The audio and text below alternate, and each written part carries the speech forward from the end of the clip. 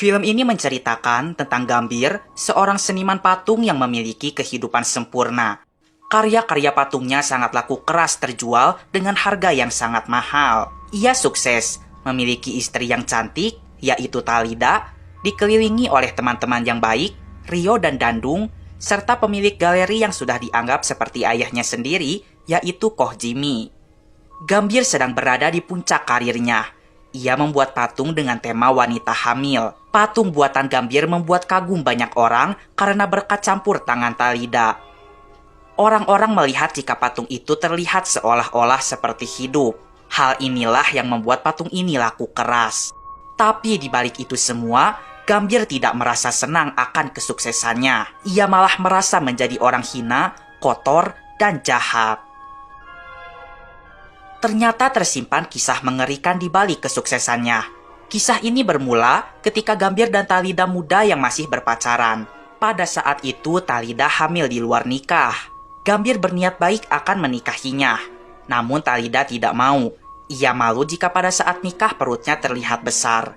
Maka dari itu Talida memutuskan untuk menggugurkan kandungannya. Ia pergi ke salah satu klinik yang membuka jasa aborsi.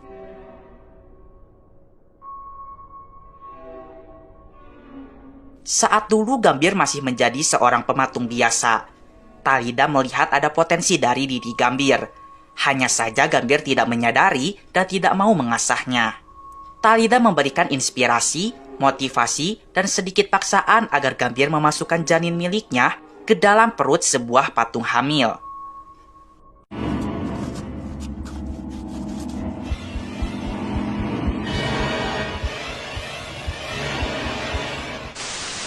Mereka pun menikah. Sejak saat itu hingga menikah, Talida membuat perjanjian dengan pemilik klinik agar menyimpan setiap janin yang baru saja digugurkan, yang kemudian akan diambil oleh Gambir yang nantinya akan memasukkan janin itu ke dalam perut patung hamil. Menurutnya itulah sebabnya kenapa patung-patungnya bisa terlihat hidup, karena ada sesuatu yang seharusnya hidup di dalamnya. Sebenarnya Gambir tidak mau melakukan hal keji ini. Ia mau karena dipaksa oleh Talida yang mengetahui jika Gambir akan sukses besar dengan cara ini.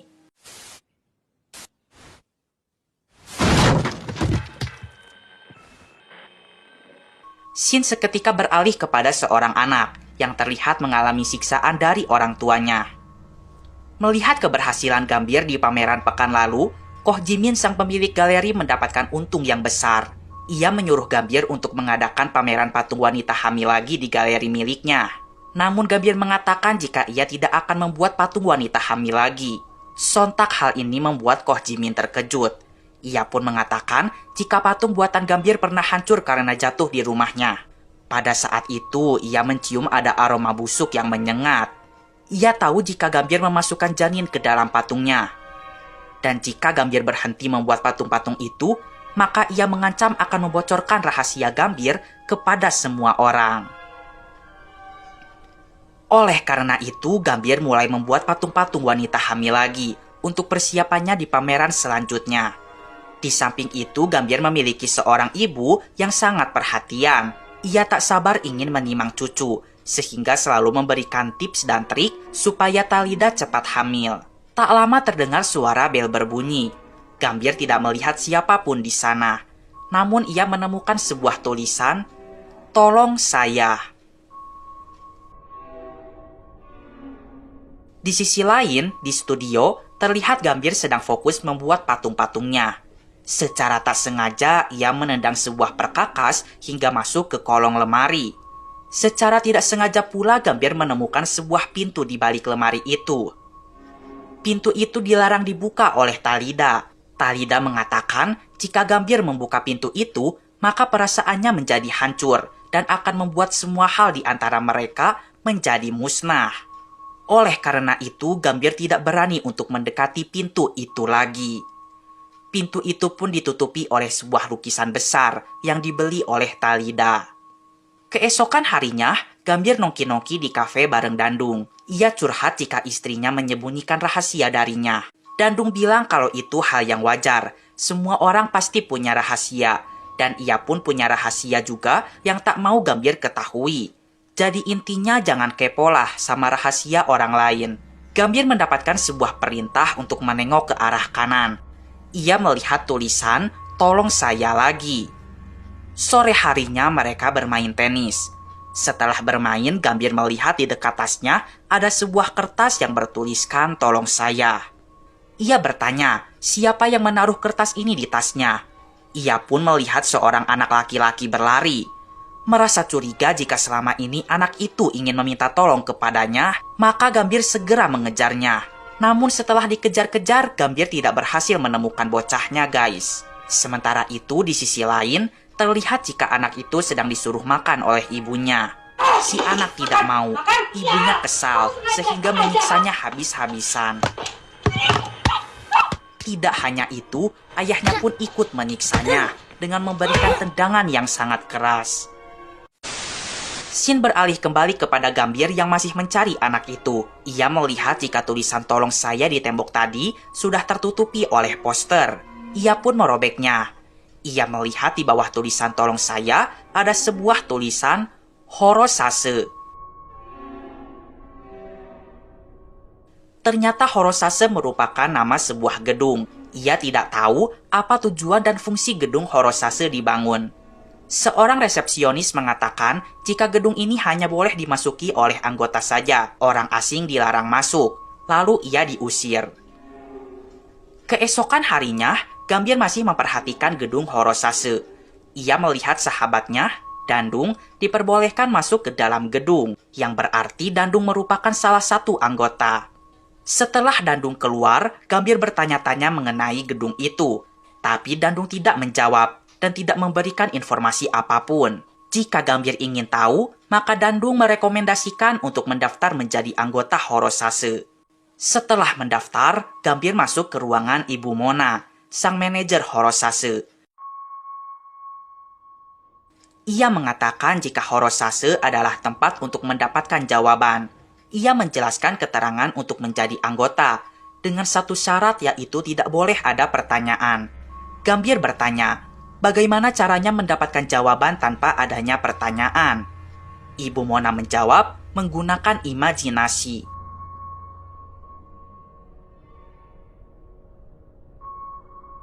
Gambir pun mendapat sebuah kamar yang difasilitasi sebuah TV dengan pilihan channel. Terungkaplah bahwa Horosase adalah tempat untuk mengetahui gerak-gerak penghuni rumah-rumah dengan memasang kamera ilegal di setiap sudut rumah-rumah tersebut. Dari sanalah Gambir mengetahui anak yang meminta tolong kepadanya itu dianiaya oleh kedua orang tuanya. Gambir ingin menolong anak itu, tapi ia tidak tahu anak itu ada di mana. Selama berhari-hari, Gambir datang ke Horosase untuk melihat aktivitas anak itu. Ya, berapa kali aku bilang jangan ngompol lagi? Berapa kali aku bilang? Jangan.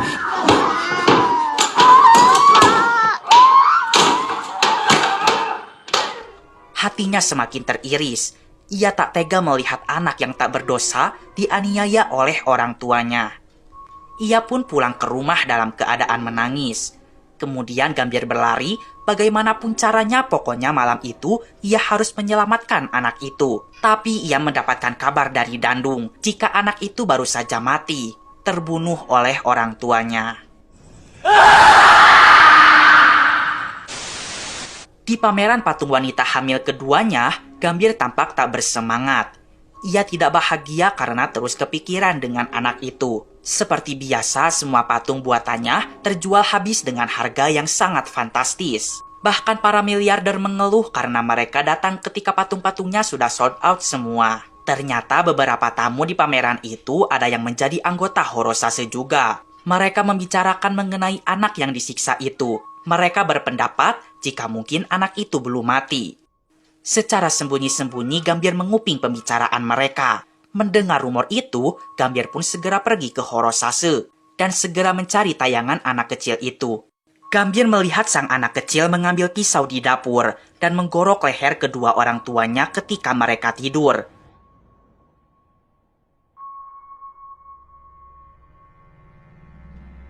lalu menggorok lehernya sendiri.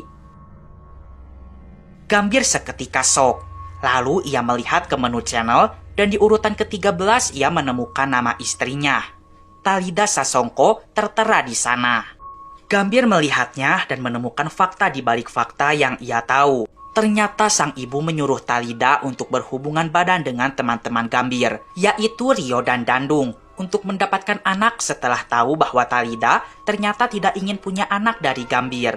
Ia telah merayu Koh Jimmy untuk mengancam Gambir yang dulu tidak ingin membuat patung perempuan hamil lagi. Gambir marah. Ia pun akan membalaskan dendamnya kepada mereka semua. Gambir berencana akan mengundang mereka untuk dinner di malam Natal. Di malam Natal, mereka semua pun datang. Sebelum makan malam dimulai, Gambir menyiapkan anggur.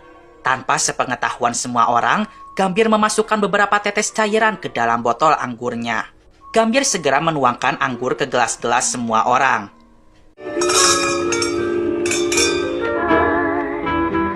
Setelah meminum anggurnya, seketika mereka tidak bisa bergerak sama sekali. Kecuali Gambir, karena ia tidak meminumnya. Gambir menjelaskan bahwa anggur yang mereka minum sudah dituang racun Devil Speed, sehingga mereka lumpuh selama 10 menit, tetapi masih bisa melihat dan mendengar. Memanfaatkan keadaan itu, tanpa pikir panjang Gambir mulai menyayat leher Jimmy, Rio, dan Dandung. Gambir memecahkan sebuah gelas, lalu menusukkan mata Dandung ke ganggang gelas yang sangat tajam. Setelah itu, Gambir menenggelamkan kepala ibunya ke dalam mangkuk besar berisi sup, sehingga kehabisan napas. Gambir kemudian mengambil pistol dan menodongkan pistolnya kepada Talida. Karena hampir 10 menit, maka Talida mulai bisa berbicara. Talida mengatakan jika Gambir membunuhnya, maka selamanya Gambir tidak akan pernah tahu tentang isi di balik pintu terlarang itu. Namun ini tak mengubah pikirannya. Ia tetap membunuh istrinya.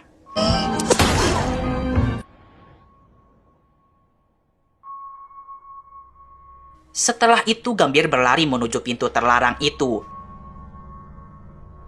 Ia langsung mengambil kapak lalu membobol pintunya.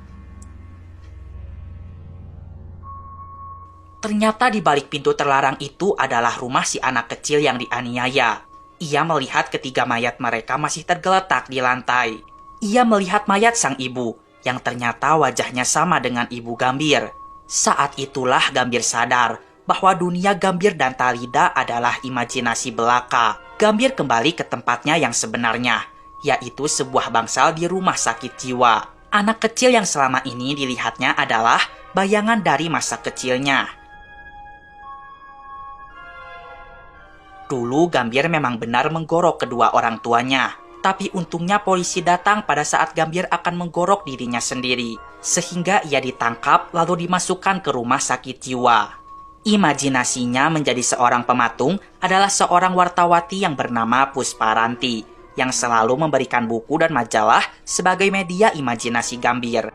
Karena Pusparanti baik, maka Gambir menjadikannya sebagai istri di dalam imajinasinya, yakni sebagai Talida. Dandung, Rio, Koh Jimmy, dan tokoh lain adalah pengurus rumah sakit jiwa tersebut dan digunakan sebagai tokoh di dalam imajinasi Gambir. Di akhir film, Gambir kembali berimajinasi, menjadi seorang pastor yang menangani sebuah gereja. Ia berimajinasi karena buku baru yang diberikan oleh Pusparanti. Jadi setiap Gambir membaca buku, maka di kepalanya akan otomatis tercipta sebuah cerita imajinasinya. Setelah kredit selesai berjalan, Pusparanti menelepon temannya di kantor dan pergi dari rumah sakit jiwa yang mengurung Gambir. Ternyata guys, nama rumah sakit jiwa itu adalah Hirosase. Dan film pun selesai.